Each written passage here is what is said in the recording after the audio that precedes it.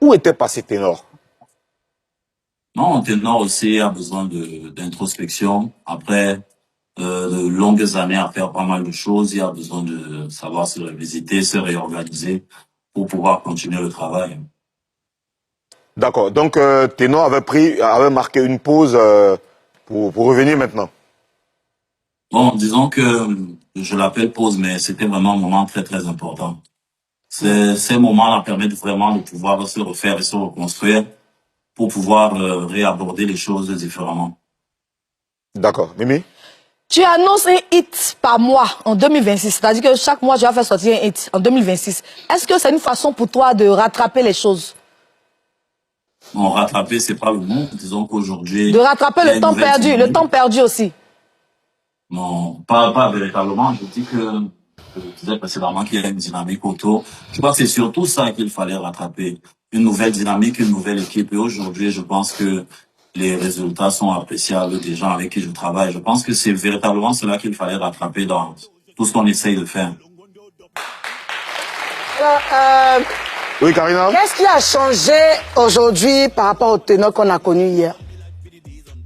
Bon, je pense que c'est assez visible. Pas mal de choses ont changé. Il y a une nouvelle équipe et à qui je passe d'ailleurs le salam. Je pense que ils ont vraiment une nouvelle façon de voir le ténor et d'accompagner le ténor que je suis ou que je veux continuer à rester ou devenir qui puisse être. Donc, je pense que c'est palpable entre les nouveaux visuels, la façon dont on met du dynamisme au niveau de ce qu'on propose. Et je pense que c'est palpable, c'est visible par tout le monde. Ténor, donc, je veux savoir pourquoi tu t'es séparé de l'ancienne équipe. Mon ancien manager, Tafis. Tafis, ouais. Oui, effectivement, je lui passe d'ailleurs le big up. Je pense que les séparations professionnelles, c'est normal. Le pourquoi, bon, peut-être on n'était plus sur la même longueur d'onde. Mais aujourd'hui, Tafis reste encore un collaborateur avec qui on peut se retrouver sur des projets, on peut discuter. Je peux profiter de ses conseils comme avant. Donc, c'est sans animosité. On reste deux personnes qui s'apprécient et qui avons eu une séparation comme deux êtres humains peuvent l'avoir quand ils ne convergent plus vers les mêmes solutions. Tu dis que une séparation professionnelle, c'est normal, mais qu'est-ce qui a déclenché cette séparation? Qu'est-ce qui a provoqué cette séparation? Bon, ce qui a provoqué cette séparation, c'est comme je l'ai dit précédemment, hein. Il n'y a pas eu un facteur déclencheur que je pourrais identifier nommément. Mais je peux dire que pas mal de choses se sont passées et puis on a pris la décision que c'est mieux d'avancer.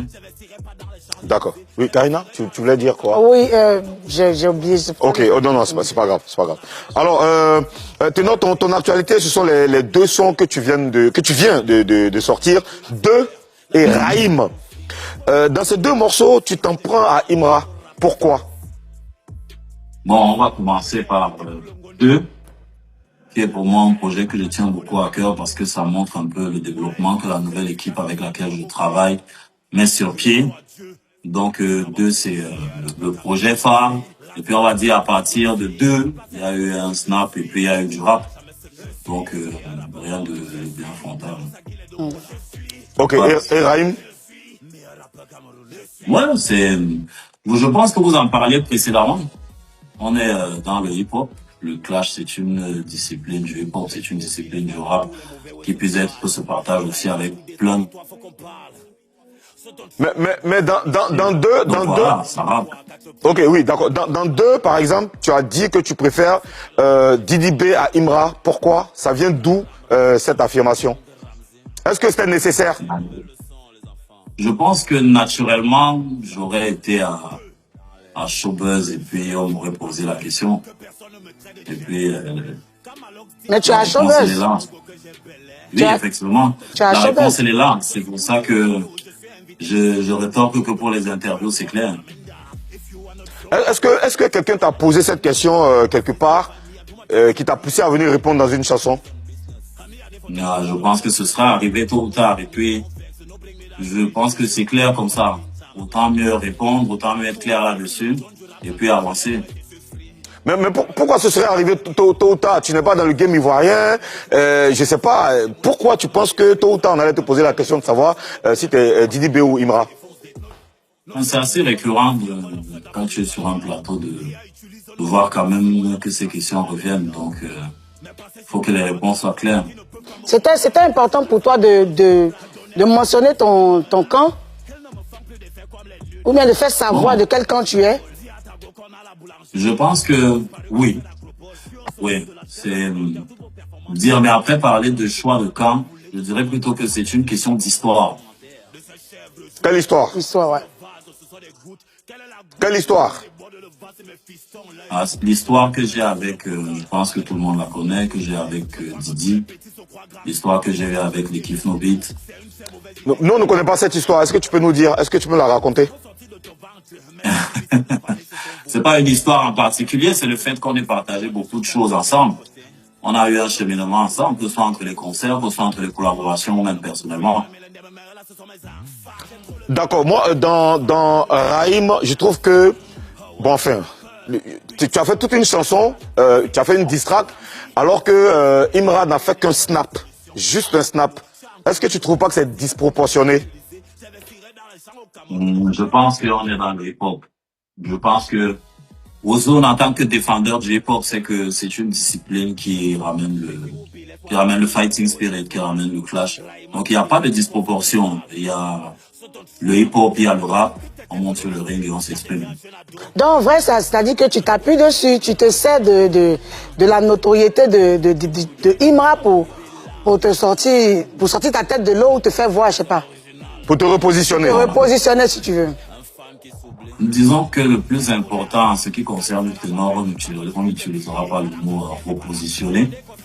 Mais on va dire que tout comme on parlait du coupé décalé précédemment, on va dire que le clash, c'est une discipline du hip-hop. Et une fois que ça arrive, on monte sur le ring. J'ai eu affaire à plein de clashs ici au Cameroun. Il y a eu près d'une vingtaine de rappeurs qui sont montés sur le ring pour me clasher. Et j'ai eu aussi à monter sur le ring pour faire un son. Donc, pour moi, on reste dans le hip-hop. Mais tu as dit qu'on monte sur le ring quand ça se présente à toi. Pourquoi précisément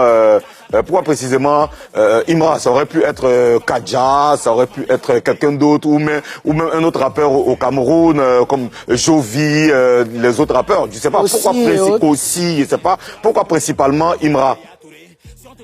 Bah, il y a eu un snap. Il a quoi?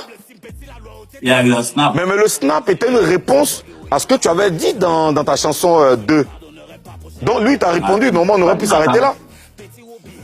Qui n'était pas une attaque. Non mais tu as fait un choix. Tu as choisi un camp. L'autre camp a le droit de répondre aussi. Imra a le droit de répondre, n'est-ce pas? Mais tant que ce n'est pas une attaque. Tu as pris ça pour une attaque. Mais en vrai, c'est vrai que tu as dit que tout à l'heure, le game du rap, c'est un peu les clashs et tout ça. Ténor, t'es un bon rappeur, mais je pense que ce que tu es en train de faire là, ça aurait pu mettre la lumière si c'était un rappeur dans ton pays.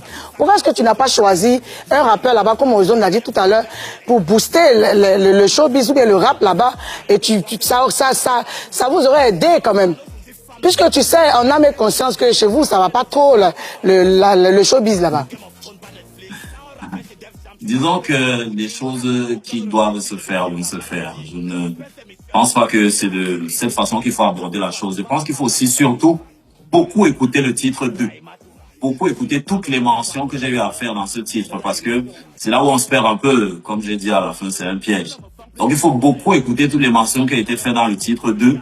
Peut-être écouter même les réactions des créateurs de contenu et tous ceux qui travaillent dans les médias par rapport au showbiz camerounais, qui ont pu identifier tout ce que j'ai dit dans le titre 2 par rapport à tous ceux qui sont ici avec nous au Cameroun.